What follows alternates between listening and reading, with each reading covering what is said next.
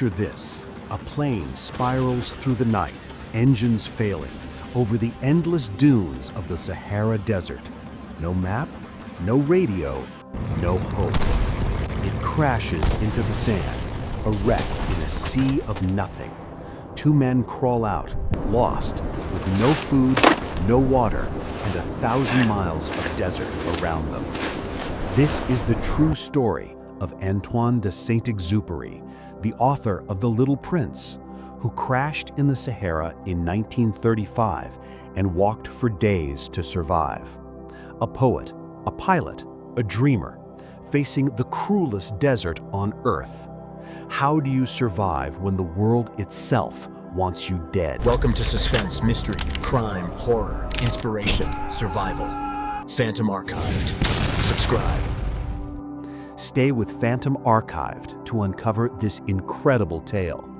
Hit subscribe to join our journey into the world's greatest survival stories. What would you do stranded in the Sahara with nothing but sand and sky? Could you keep going, or would despair win? Share your thoughts in the comments. December 30th, 1935, the Libyan desert, a desolate stretch of the Sahara. Antoine de Saint-Exupéry, a 35-year-old French pilot, sits in the cockpit of his Caudron Simoon, a sleek, single-engine plane. Beside him is his navigator, André Prévost.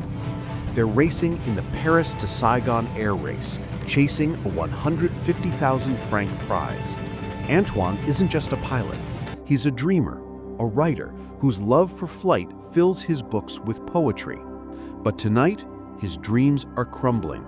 Flying at 8,000 feet, low on fuel, they're lost over the Sahara. The radio is silent. The map is useless. The desert below is a black void, endless and unforgiving. At 2:45 a.m., their altimeter fails. They don't see the ground rushing up. The plane crashes into the sand, skidding across a rocky plateau. Metal screams, glass shatters. By some miracle, they're alive. Antoine crawls from the wreckage, his face bloodied, his body bruised. André stumbles out, dazed but unhurt. The plane is a mangled heap, its nose buried in sand. They're in the middle of nowhere, 250 miles southeast of Cairo, in a part of the Sahara controlled by nomadic tribes. The desert stretches for millions of square miles, a wasteland of dunes and stone, where temperatures soar to 120 degrees Fahrenheit by day and plummet below freezing at night. They have no map, no compass, no food, just a thermos of coffee, a few grapes, and a half-liter of water. Antoine, the poet pilot, looks at the stars. He's flown across oceans, delivered mail through storms, but this is different. The Sahara is a killer. It's taken explorers, armies, entire caravans. Now it's coming for them. What would you feel, standing in a desert with no way out? Would you fight or give up? Dawn breaks, revealing their reality. A sea of sand broken by rocky hills under a merciless sun. Antoine checks the wreckage. The radio is dead, the fuel tank is ruptured, their supplies are pitiful, a handful of grapes, a thermos of bitter coffee, and that half-liter of water. They're 250 miles from the nearest outpost with no idea where to go. The Sahara is relentless. Dehydration can kill in days. Sandstorms can bury a man alive. Mirage and madness lurk in the heat. Antoine and André decide to walk. They pick a direction, east toward the Nile, hoping to find a village, a nomad, anything. They tear fabric from the plane to shield their heads. They sip the coffee, saving the water. Each step sinks into the sand, draining their strength. The first day is torture. The sun beats down, scorching their skin. Sand stings their eyes, clogs their throats. Antoine's boots, meant for flying, blister his feet. André, quieter, follows, his face pale. By noon, the temperature hits 115 degrees Fahrenheit. Their water is nearly gone, just a few precious drops left. They eat the grapes, their only food, but it's not enough. Hunger gnaws at them, thirst burns their mouths. Antoine, the poet, tries to keep their spirits up. He talks of Paris, of starry nights, of his book, Night Flight. But the desert doesn't care. It's a monster, swallowing hope with every dune. They walk 20 miles, then 30, seeing nothing but sand and rock. Night falls, and the cold is brutal, dropping to 40 degrees Fahrenheit. They huddle together, shivering, using plain fabric as a blanket. Could you walk miles in the Sahara with no water, no map? What would keep you moving? Share your story below and hit subscribe to Phantom Archived to never miss a tale of survival. The Sahara has always been a graveyard. For centuries, it's claimed lives, traders lost on caravan routes, explorers swallowed by dunes, pilots downed in its vastness. In 1935, air travel is still new, and the Sahara is a deadly frontier for aviators. Antoine knows the risks. He's flown mail routes across the desert for Aeropostale, dodging storms and tribal ambushes. He's crashed before, in Spain, in Guatemala, but never like this. The Libyan desert where they've landed is one of the Sahara's harshest corners. No roads, no villages, just nomadic Bedouins who might never find them. The odds are grim. Most plane crashes in the Sahara end in death. Antoine and Andre are fighting history itself.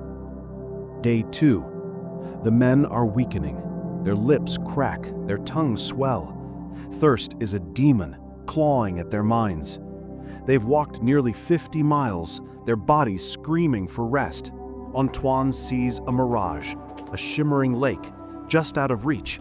He knows it's fake, but it taunts him. Andre stumbles, his eyes glassy. They've run out of water, the coffee long gone. Antoine tears apart the parachute's parachute, wrapping them around them for shade.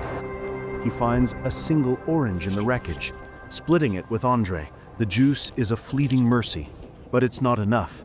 They walk on, their steps uneven, their hope fading. The desert is endless, a maze of dunes and stone. Antoine writes in the sand, lost, no water, heading east, a message for no one. By day 3, they're dying.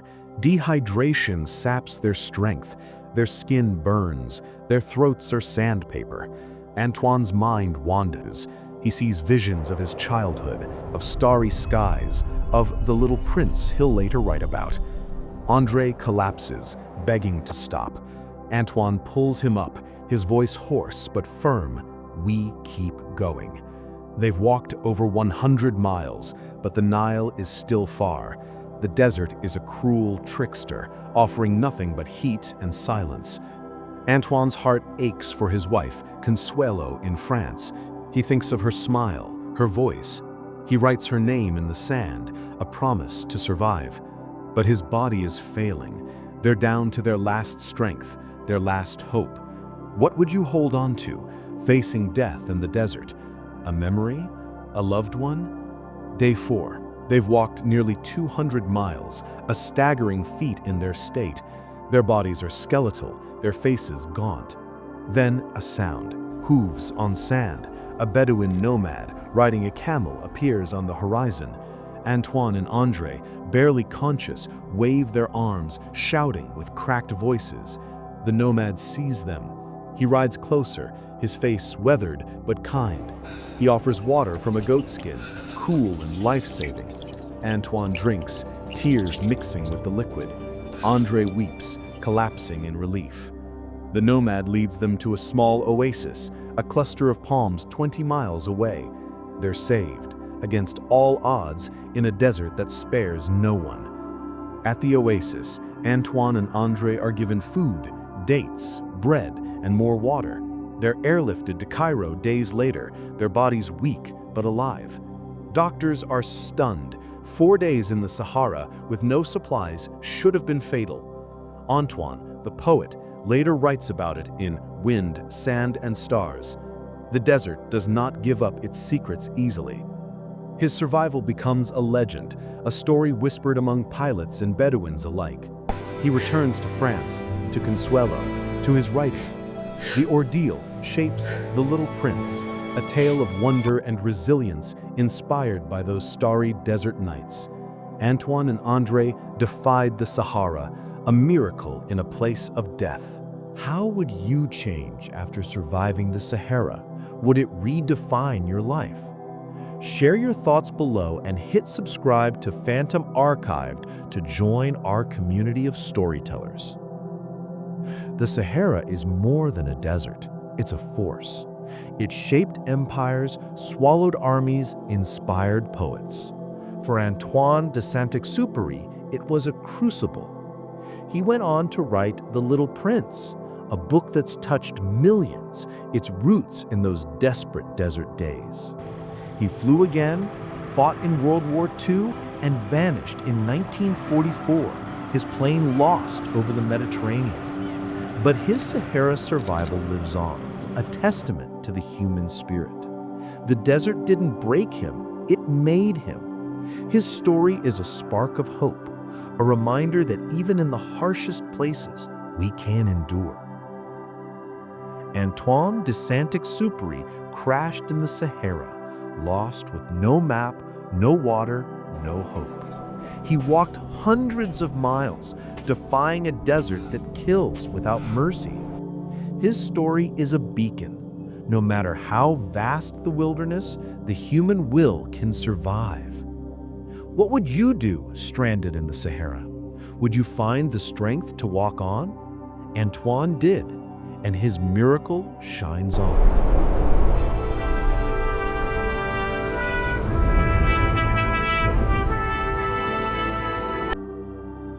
If this story gripped you, hit subscribe to Phantom Archived. Join us every week for true tales of survival that push the limits of human endurance. Don't miss out. Click that button now, and we'll see you in the next tale of triumph.